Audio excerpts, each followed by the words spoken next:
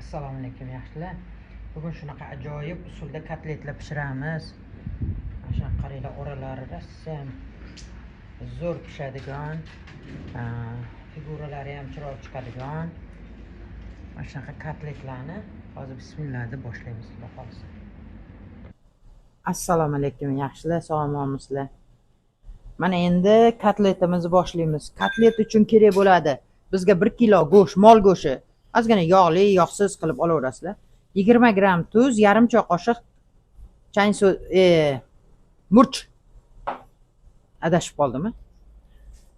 Keyin bitta mana shunaqa liposhka non 300 gram chiqdi. Shuni olib uvitamiz. Mana suvda uvitib oldim. Yaxshilab siqib olamizda. Keyin go'sht bilan birga hammasini go'sht qiymalagicha mayda tishdan chiqarib olamiz. Keyin 300 gram piyoz va 1 dona tuxum olamiz.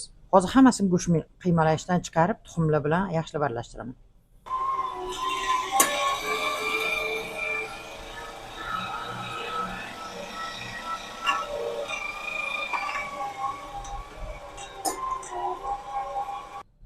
Go'sht qiymalagichdan chiqarib oldim.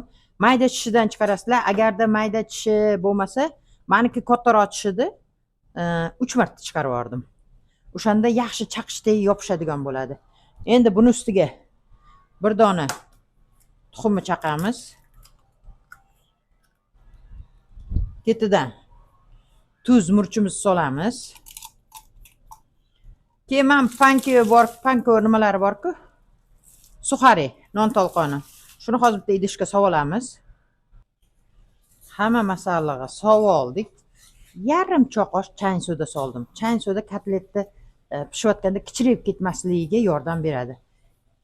Qaranglar, endi mana shunaqa qilib mijjig'lab, g'ijimlab aralashtiringlar, yaxshilab. Rosa yaxshilab aralashtirish kerak.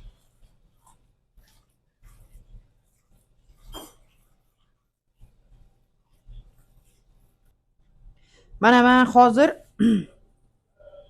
aralashtirib bo'lgandan keyin 100 gramlik bo'laklar bo'lib oldim. 4, 5, 6, 7, 8, 9, 10, 11, 12, 13, 14, 15, 16, 19, 20, 21 ta. 1 kilo go'shtimiz, 300 gram piyoz, 300 gram non, tuz, ravorlar bilan tayyorlaganimizdan 21 ta 100 gramlik kotletlarim chiqdi. Endi buni yasab olamiz hozir. Mana endi qaranglar, nima tayyorlayaptim. Mana shunaqa moslamalar bor, kotletni yasaydigan. Buni qayoqdan oldingiz deganlarga, o'zimizda Toshkentda Chinni bozorda 120 ming, 140 mingdan sotadi. Mana shunaqa purjinkali, mana qaranglar. Shu kotletlarga juda forma berishga yaxshi bu. Mana. Voy. Mana 100 gramlik kotletlarimizni qaranglar, qanday katta bo'lib chiqyapti. Faqat albatta kotletimizni olamiz, mana non tolqoniga yaxshilab belaymiz. Yaxshilab qaranglar, qo'lim bilan bosib tayyorlayman.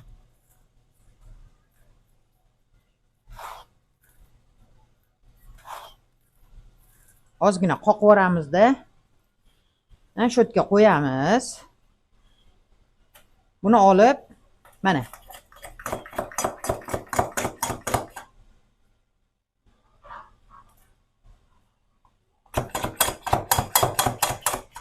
3 marta urasizlar mana shunaqa qilib.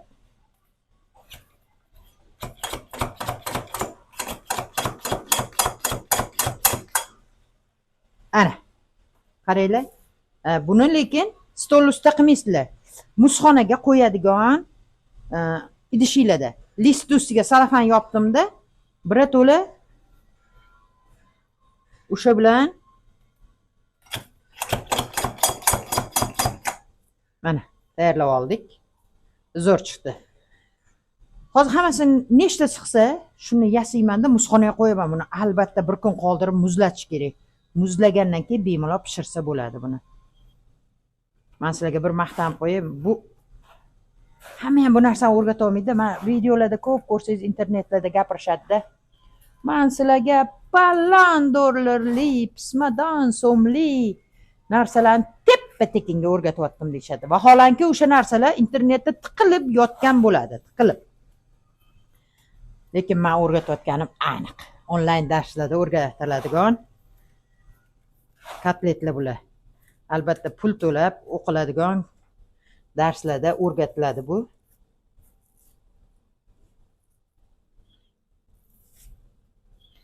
Men sizlarga maqtam qo'yaman, mana.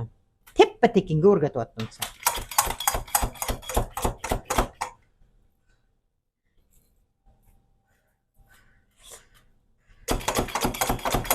Bunday aylantirayotganim sababi bir tomoni yaxshi bosmay qolsa, keyin 2-3 marta urganinglarda yaxshi bosilib bir xil razmer chiqadi. Mana men tomoni yaxshi bosilmadi, bu yoq sal ko'tarilib qoldi. Hozir men qo'lda to'g'irlagandan ko'ra shuni urib yana joyiga keltirib olaman.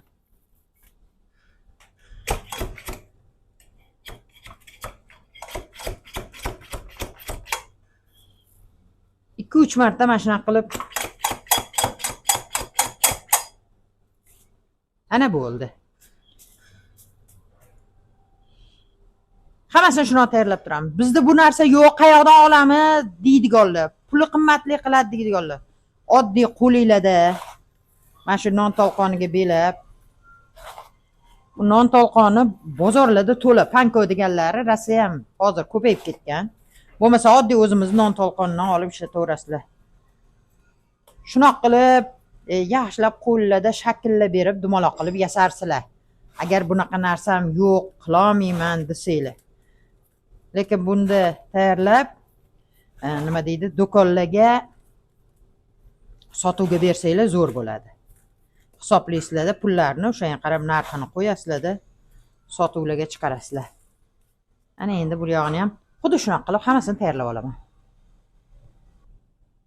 Mana hammasi tayyor bo'ldi. 21 ta ozgina kichkinagina bor edi. Bilmayman 5-6 grammida. Uni ham menda 2 xili bor bu kotlet yasaydiganni.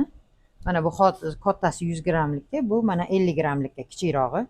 Ikkalovida tayyorlasa bo'laveradi. Agar kichkinada bu 100 grammlik qilsa juda ham qalin kotlet chiqadi. Shunaqa bo'lsin bizga desanglar, o'zingizlar shunaqasidan olib qilaverasizlar. Endi buni albatta muzxonaga qo'yishimiz kerak. Muzxonaga qo'ymasdan pishirish qiyin. Bu yapaloq bo'lib turibdi, qo'l figuralar buzilib ketadi. Muzxonada qotgandan keyin xohlasanglar do'konlarga sotuvga chiqaringlar, ana одноразовый bir martalik idishlarga plastmassaga solib, o'zingizlarning brendinglarni qo'yib, xohlasanglar pishirib, uydagilarni xursand qilinglar. Endi muzxonaga qo'yamiz. Qotgandan keyin yana yog'ini davom ettiramiz. Kotletlarimiz bir kun turdi. Rossiya ham zo'r muzladi. Mana men olib ustma-ust taxlab olib qo'yuvdim muzxonadan muzlagandan keyin. Qaranglar, Rossiya ham zo'r bo'lgan. Rossiya ham endi bunga shunday tuxumga atalangan tuxumni botirib olamiz. Qanoq pishirish deganligida duxovkaga shunday o'zini qo'yib pishirsanglar ham bo'ladi, lekin men tuxumga botirganinglarda kotlet kichrayib ketmaydi-da. Zo'r bo'lib pishadi. Yog'imiz qizib turibdi.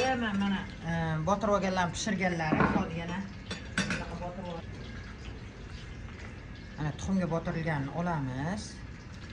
Bismillahirrohmanirrohim.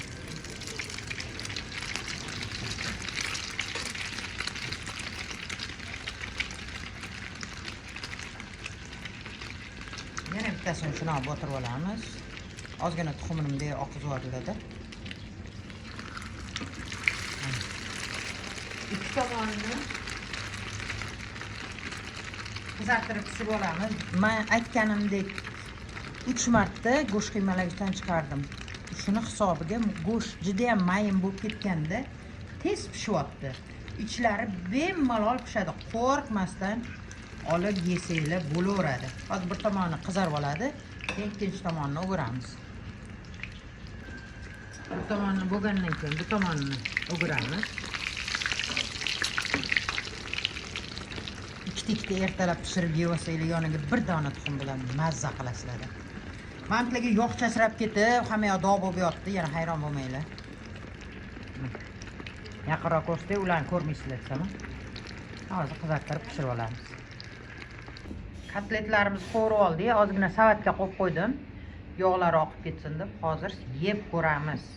Men videodan tashqarida yeb ko'rdim. Bunaqa kotlet yemagansizlar. Shunaqa ham zo'r chiqdi. Ham mazasi ham zo'r, ko'rinishi ham zo'r chiqdi. Uydagilar albatta qilib bersanglar bo'ladi. Hozir sasovsin yeb ko'ramiz yana. Kotletlarimiz hammasini pishirib oldik. Aytganimdek, rassa ham zo'r chiqdi. Ham yumshoq, ham mazali. Hozir men bittasini kesib, oralarini ko'rsataman. Qanaqa chiqqanini. Mana. Qaranglar, zo'r pishgan oralari. Rassa ham yaxshi bo'ldi. Mazasiga vashi gap so'z bo'lishi mumkin emas. Albatta tayyorlaylar sizlar ham. Bismillah.